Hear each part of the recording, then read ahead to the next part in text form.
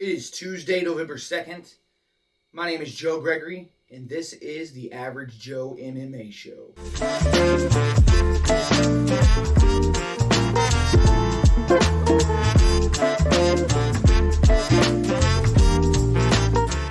We got to get into a long list of stuff. We got a lot of stuff to talk about this week. This last weekend was UFC 267, and the fights were amazing. When I say amazing, that might be a little bit of an understatement. Honestly, the fights were so good. So we gotta recap some of these fights here. So the first one we're gonna talk about here is Li Jingliang versus Khamzat Chimaev. And Khamzat, honestly, he just does what Khamzat does. He goes in and he smashes you. And honestly, I like that the Russians say that. They say that they smash, because it's exactly what they do. And honestly, it is just so fun to watch. Each and every one of them, it's great. So basically what he did here, he came into the ring, picked up Lee, carried him over to where Dana's sitting, and basically he's jawing at Dana the entire time, talking shit, throws Lee to the ground, and then just works. Now, I will say, the Leech did a really good job when it comes to his defense. Did really good defending the chokes. Was able to get out of one choke. But the thing is that when you're turning into it, or hell, I'm not a jiu-jitsu master, but you're turning a certain way when you got the choke, you relieve a little bit of the pressure. That's what he was doing. Khamzat realized that, went ahead and switched up the arms and put him to sleep. And honestly, it was kind of crazy because his eyes were still open. So it looked kind of weird to me, but honestly, great finish. And Khamzat is somebody to, he's somebody that you got to watch out for, honestly. I mean, he is now 10-0. All of his fights have ended in finishes. They weren't in the first round, they were early second round. And so he's somebody that you got to watch out for. Who's he going to fight next? I really don't know. We're talking about Diaz, but I don't know if that's really going to work or not. Either way, anytime he fights, I'm going to be watching him. So I can't wait for another fight of his. Since he didn't get hurt, it's going to be soon. And one of the greatest things that he said, and I love how his demeanor on the mic is really good too. And, whoever it is, Joe or DC came in this time and was like, hey, everybody give it up for Khamzat. I'm standing here next to Khamzat Chimaev. And he's like, and he grabs the mic before DC can say anything else, and he goes, what'd you expect, brother? Of course you are. Like, I'm going to be here. That's one of the things that he has that others don't, is really, really good confidence. So, he is the real deal. I'll just say that. Then you had Islam Makhachev versus Dan Hooker. This didn't go the way I expected it to. Expected there to be a little bit more back and forth, but Islam is just as dominant as Chimaev is. So when he went in there against Dan Hooker, kind of easy work for him. So kind of just took him down to the ground after a little bit of an exchange. And honestly, he had one of the most masterful takedowns I've seen in a long time, where he throws a lazy punch, expects the counter, double leg sweep, takes him to the ground, works him for a little bit, and ends up getting the Kimura. Very, very impressive. Everybody's comparing it to him, to Khabib when he fought Michael Johnson. I can see why. They both got the Kimura. They both dominated. Islam's not as vocal as Khabib is, though, so we'll see. But either way, another guy that I really like to watch, and when he fights, I'm going to watch him. Don't really care who he fights next. I think both of these guys, both Chimaev and Makhachev, are going to have a hard time finding somebody to fight him. But then we move on to the co-main event. The co-main event was Petr Yan versus Corey Sandhagen. And honestly, this was a really, really fun fight. It went back and forth just exactly like I expected it to. But one thing I didn't expect was Petr Yan to be he was so dominant, more dominant than I expected him to be on the feet. It looks like when you watch his fights, it looks like he starts off kind of slow. Come to find that's really not the case. He's not starting slow. He's sitting back and he's calculating things. It takes that first round and a half to kind of just dial in and kind of just take in what's going on. figure out timing, figure out movements, footwork, things of that nature. And he did a really good job. Sandhagen has really good footwork. He likes to switch it up, likes to go orthodox or southpaw, switch up stances. And Jan was able to figured him out really well, and then dominated those last rounds. So, really fun fight. And honestly, I would say that Corey said it best. I know when he fought TJ after the fight, he said, there were a lot of mistakes that I made. TJ wasn't the better fighter here. He just didn't make as many mistakes as I did. When it comes to the Piotr fight, he basically said he was better this night. He was better tonight. There's really nothing else to say. And I would agree, honestly. So who's next for Piotr? So speaking of TJ, people are thinking that TJ might jump in. Personally, I think that he should fight Aljamain Sterling to kind of unify the belts. You got an interim champion and a true champion. You should unify those belts. That's my opinion. TJ is sitting there in the wings. If it takes Aljamain a long time, should TJ jump in? If he can, I don't know that I'd have a problem with that just because I like watching matchups. Should it happen? No, it shouldn't. TJ, as much as it sucks, should have to just sit back and wait.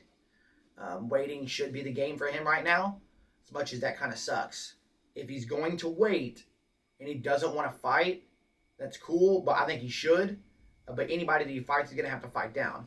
There is one guy in the division that I'd like to see him fight, just because I think it'd be a fun fight. Not that I think it would help his stock at all, TJ's, because he'd have everything to lose because he'd have to fight down. But I think it'd be really cool to see him fight Jose Aldo. I think that one would be fun. Both leg kick artists, both dynamic hands. Wonder if the footwork would mess up Aldo. Not really sure there. But for Petr Yan, I want to see him unify the belt. I want to see him go and fight Aljamain Sterling. Then in the main event, I gotta eat a big old piece of humble pie. Gotta eat my words, man. Foot is in the mouth for sure on this one, because Glover did exactly the opposite of what I expected him to. Went out there and won. Expected him to get pieced apart on the feet. For some reason, I was not thinking about how awesome he is at jiu-jitsu. He went in there and he dominated on the ground. That's all I can say about it. Took Yan down and just worked him. Neck crank in the first round, which looked so uncomfortable. Just being dirty on the ground with rubbing forearms in the neck, in the face, covering his mouth. Just kind of being dirty on the ground. And I liked that. It worked out. Second round, took him down, ended up choking him out, getting his back, getting him flat, choking him out. Worked out really well. Honestly, he was really, really impressive. I really enjoyed it. And you want to say, who's next for him? Well, Jiri was standing out there in the audience waiting for him. So I do think that he will probably be the next challenger, and he definitely should be. Now, Jiri, don't know a whole lot about him. I haven't seen too much. The only thing I know are his 2 fights in the UFC, which were KO wins over Volkan Ozdemir and Dominic Reyes. They were both very impressive. But that's all we know. We don't really know a whole lot about him, other than he has hands of steel. I mean, he was even in Ryzen killing guys. Killing guys like King Mo, Fabio Maldonado. I think he even knocked out CB Dalloway. So he's got knockout power. The craziest thing is that he has 25 knockouts in only 28 fights. I say only. In 28 fights. So 3 of those fights weren't KO wins. And that's what's crazy. Reminds me of Francis Ngannou and the fact that he just has crazy hands. We're going to have to see if he can wrestle, if he can work the ground. Either way, I think it's going to be extremely fun to watch. Very similar to what I was going to think Jan Blachowicz was going to be. Or Blachowicz. My apologies. Glover did a really good job. Could he do the same thing to Jiri? Yeah, he could. And I think that's what's intriguing. Is he could get knocked out, or he could knock the other dude out. These are very stylistic matchup. This is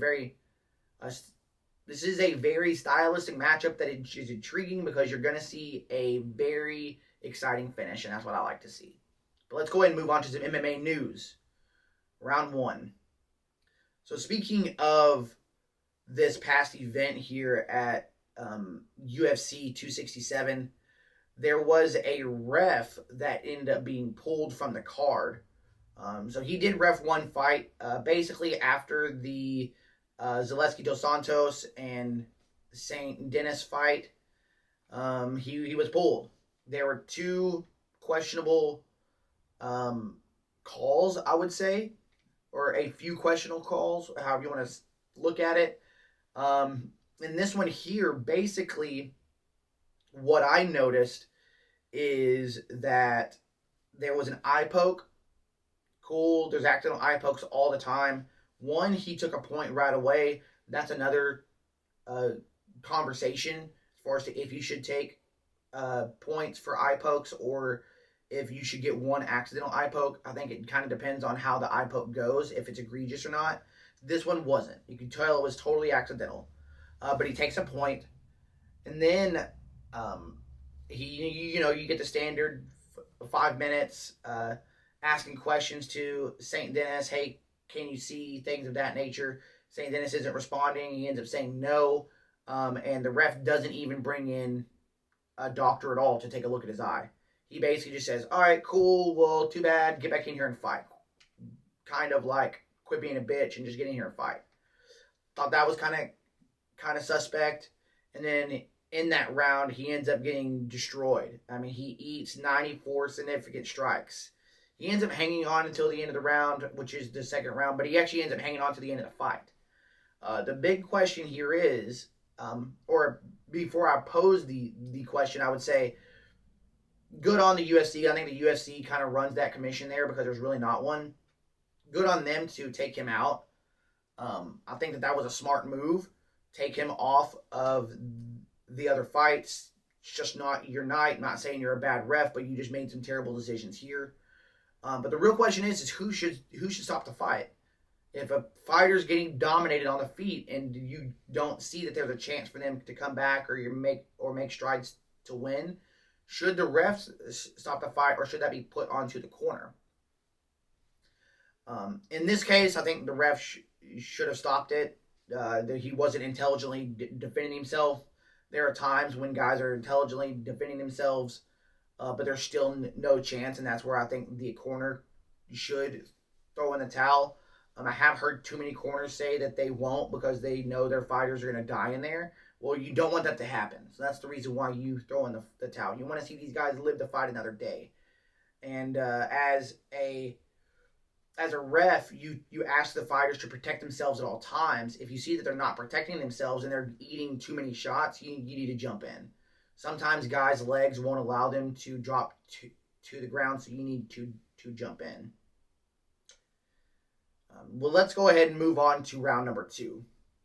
So there was an interview that was recently done with MMA Fighting. They did an interview with Michael Chandler. And he basically said that Justin Gaethje received the same amount of Dana White privilege after his UFC arrival that Michael Chandler has. There's been some controversy, I would say, about Michael Chandler coming into the UFC, having one fight, and then fighting for a title. People don't like that. What they say is that you should work your way up. And Michael Chandler says, hey, Justin, you've been given the same kind of treatment that I have. You were elevated. And he says that, and you deserved it. Basically, what Chandler's saying here is that because you were a former world champion in WSOF, I guess that's PFL, formerly the World Series of Fighting, Michael Chandler being a former world champion at Bellator, that because they were former champions, they deserve to be kind of elevated above these guys. A part of me agrees, but a part of me also says, I'm not an expert. There are matchmakers out there that know talent a lot more than I do. I'm just an armchair expert over here.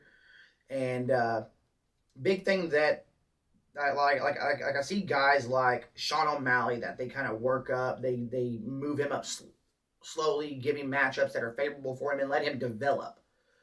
These guys that have been doing it for a long time that just haven't had their chance in the UFC, that's okay for them to have those to be able to get your stint and get up a little bit faster in the UFC because you've worked that. You've had your experience. You've fought top level guys. So having them bump up a little bit faster is okay. One thing that Chandler pointed out is that Justin would have gotten the title shot just as quickly as he did. He just had a couple of losses. If it wasn't for his losses early on, he would have been elevated just as quickly as Chandler was. And honestly, it's really hard for me to disagree with that. I think if he would have beat Eddie Alvarez and Dustin Poirier early on, he would have elevated very quickly. It would have been the third, maybe fourth fight, second or third fight maybe that he went in. I don't know that he would have gotten the title shot. Thing is, though, is that he fought Michael Johnson in his first fight, while Chandler fought Dan Hooker. So it was a little bit more of a crazy UFC debut in the fact that you didn't go in and knock him out in the first round. Speaking about Justin, went in there and knocked him out later. Granted, it was still fun to watch. No complaints there. But I think they both received a little bit of treatment, and honestly, that's okay. Elevate these guys. These guys need to be elevated.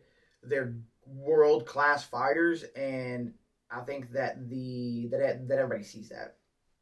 But let's go ahead and move on to round number 3.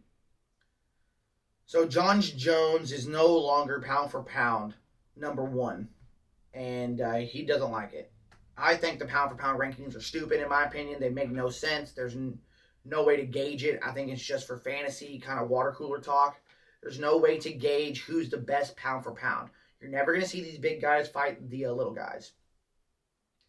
And I think Jon just cares too much. He has an ego. Now what happened is after Khabib won or defended the title against Dustin Poirier, he asked to be top of the pound for pound list. They granted it to him. He decided to retire, so they're like, yeah, sure, we'll give it to you.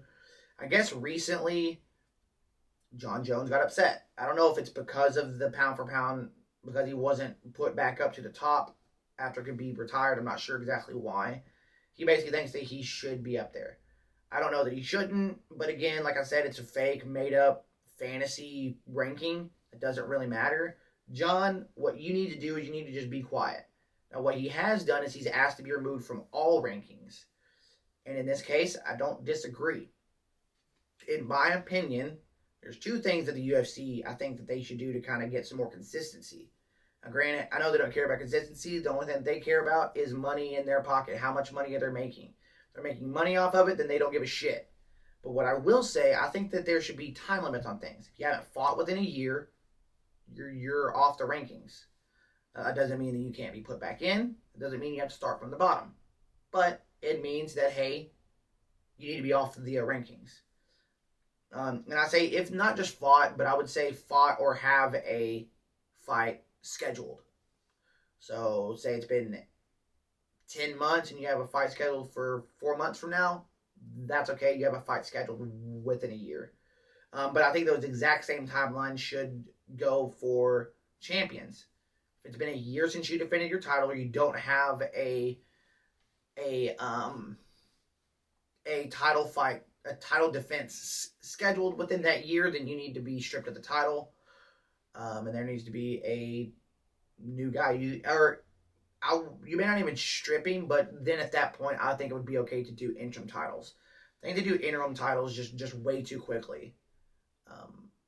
That's just my opinion. But Jon, shut up, dude. You're just trying to stay on the good graces of everybody since you've had so much bad shit happen in your life recently.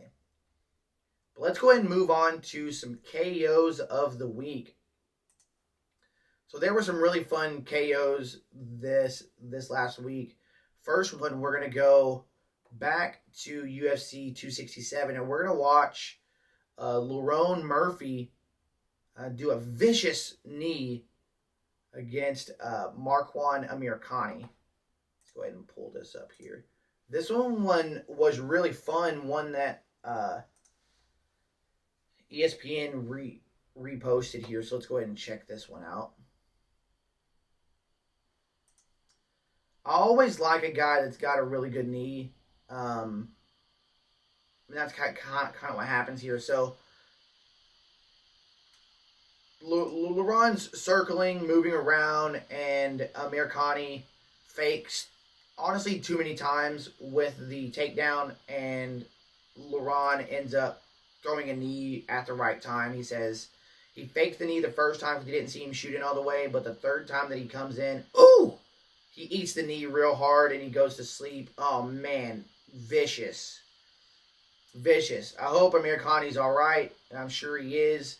But he goes in for the takedown, and as he goes in, it's like a car crash with that knee right to his face. Man, those are the most vicious when guys are coming in for a takedown, and that's what you have to watch out for. Gotta watch out for that sometimes. Got another one here for you. So I don't watch a lot of kickboxing, but this one was fun, so I figured I'd pull it up. Basically, you had Glory 77, Cedric Dombe versus Myrtle Gohart. And they're going back and forth here. Kickboxing a little bit different, but I can't hit them while they're on the ground. Can only throw one punch once you catch a kick. Things like that. But what I liked about Cedric here is that he goes to the body, does leg kicks. So leg kick, goes to the body twice, and then boom, counters over. Just the guy throws a punch and he counters over it with the right and just puts this guy to sleep. Oh, and my gosh. So it was crazy. The guy tries to get up, and the ref ends up calling it off because you could see he is glassed over on the eyes. Glassed over real hard there. So kind of crazy, man. It's that's the thing, is those counter strikes is kind of what gets you sometimes. But man, love a great knockout. We'll try to do what we can to highlight two of them at least for the week. But let's go ahead and move on, and let's preview next week's fights here. So UFC 268 is on Saturday. This one's going to be fun. So first off, you got two familiar faces that are going to be back in action. You got both Joe Rogan and Bruce Buffer. They're both going to be back. Bruce is good from COVID, good to go. And Joe Rogan he's been off the last couple of domestic pay-per-views for personal reasons, hunting or doing comedy, things like that. But it's good to have them back. They are both the best in the biz, so it's good to see them back. Joe Martinez does a good job. Paul Felder does a good job, but it's just not quite UFC pay-per-view without those guys. Just going to highlight three fights here. I know I already talked a little bit about some of these guys, but the first one is going to be Justin Gaethje and Michael Chandler. They're actually going to start off the card, which I thought was weird. But that's okay. We start off the card with a banger. Both these guys are very well matched up. And in my opinion, they're probably one of the closest matchups that I've seen. Like, they have the very, very similar skill set. They're both really, really good on the feet. They both have crazy hands. And they both have really good wrestling. The one thing that I am curious about, or a couple of things that I'm curious about, is Justin Gaethje doesn't use his wrestling very well. He's got good wrestling defense, which is going to bode well for him. But is that going to be better than Michael Chandler's wrestling offense? Chandler likes to mix it up with some wrestling, kind of work you on the ground a little bit, wear you out. And Justin Gaethje does get tired. I'm not saying that he is worthless, because he's definitely not when he gets tired. But he does. So towards the middle to end of that third round, even maybe the third round, depending on how much he's been wrestled, he could get sloppy. So we're going to have to watch out for that. And when he gets sloppy is when he gets hit. And Chandler's got really, really good hands, and he's got power. So that's one thing that's going to be interesting to watch out for. Second thing is there's going to be a live crowd. So how is Justin going to do in the live crowd? I know he normally does pretty well. I thought he did really good in quarantine when he didn't have that crowd. Going to see how he goes when he starts getting into that kind of crazy water. Is that going to get him fired up to want to keep throwing those crazy punches and being a little reckless? or is he going to be able to calm down a little bit? I think it's going to be an interesting fight. It's the most intriguing fight on the card because it's the one that is a coin flip. This is one I would not bet on. I'm not a betting man to begin with, but would not bet on this one because it's literally it's a 50-50 chance. But that's okay. It's still going to be great, and it's still going to be fun. Got to talk about the co-main event here. And honestly, this has got one of probably my favorite fighters. Actually, you know what? She is one of my favorite fighters. I put her as in the top 3. Number 1 being Jose Aldo. Number 2 being Khabib Nurmagomedov. And then number 3 in Rose Namajunas. I love her in the cage and outside of the cage.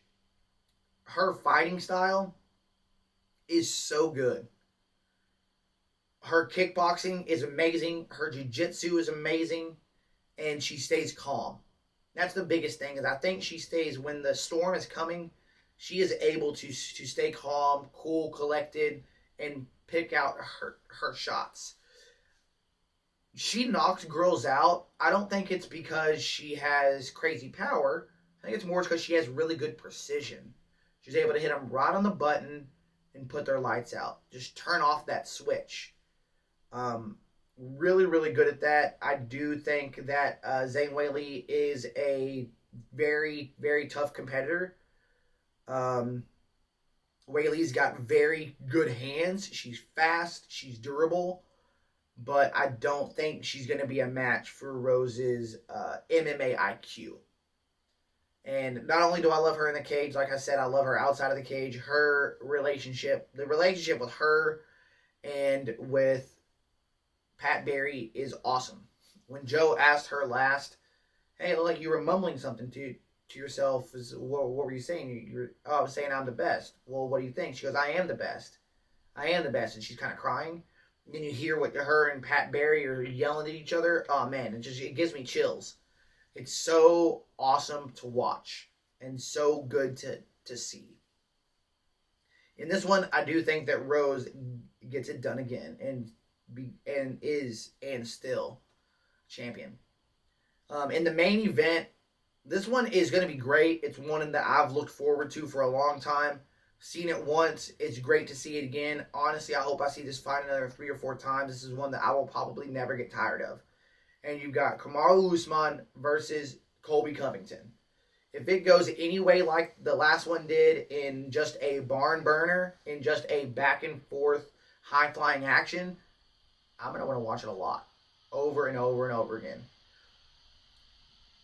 These guys, very much like the opener in Gaethje and Chandler, they're very similar in fighting styles. That's why this one's really fun to watch. You got guys that are really good at wrestling, and you got guys that throw hands. And you got guys with crazy, crazy gas tanks. That's one thing that I really took out of it more than anything, their first fight.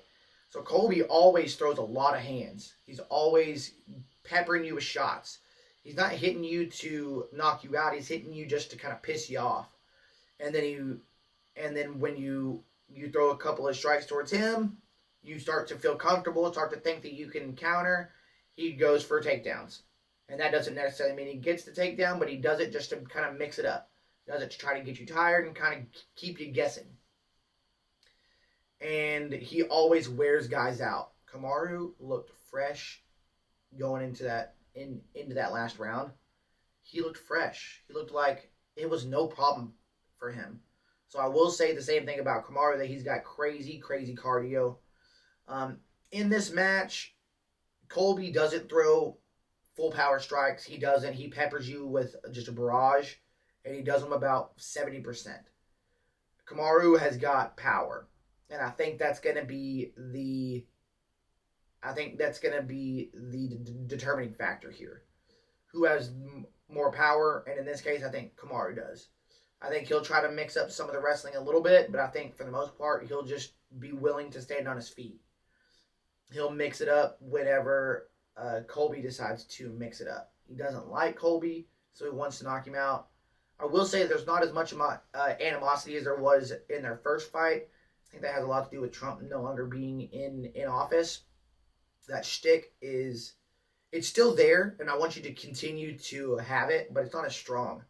So I like that he's kind of gone in, like he's gone in on the troops, being like he's supporting the fire department and things of that nature there out of New York. So I think that's kind of cool. Still playing that conservative heel, which I think is awesome. Keep it up. Honestly, it's because of your characters why I became a fan of you and your promos. Keep up with the WWE style promos. I love it. Hire the women to be in all your videos. It's awesome. I love it. And I'd love to see Colby win because I hate Kamaru Usman that much. I don't think that guy should ever talk again. Speaking of WWE kind of style of talking and promotion, Kamaru, you need to adopt that, and you need to go hire a guy like Al Heyman to come in and be your voice. Do what Brock Lesnar does and just sit back in the back and beat people up and let Al Heyman talk for you. That would be the best thing for you, because honestly, every time you open your mouth, I want to slap you. Not because I think I can beat you up, but because I want you just to shut up. I don't want to hear you talk. I love you as a fighter. You're a great fighter, great competitor, but please don't talk. Please. You're really cringe. And that's the main reason why I want to see Colby win. In this case, I don't think he does. I think Kamaru gets it done. But either way, we're going to have a fun night of fights. UFC 268. I think it's at Madison Square Garden, if I'm not mistaken. It's going to be a lot of fun. So I appreciate you guys tuning in like you do each and every week. We're going to keep putting these out. This one's a little bit later than normal, so my apologies. We're going to keep putting them out on Wednesdays from here going forward. But I appreciate you guys. Make sure to comment, like, and subscribe. Make sure to also hit that notification bell. I'm active on social media, so definitely look us out there. But yeah, this has been another episode of the Average Joe MMA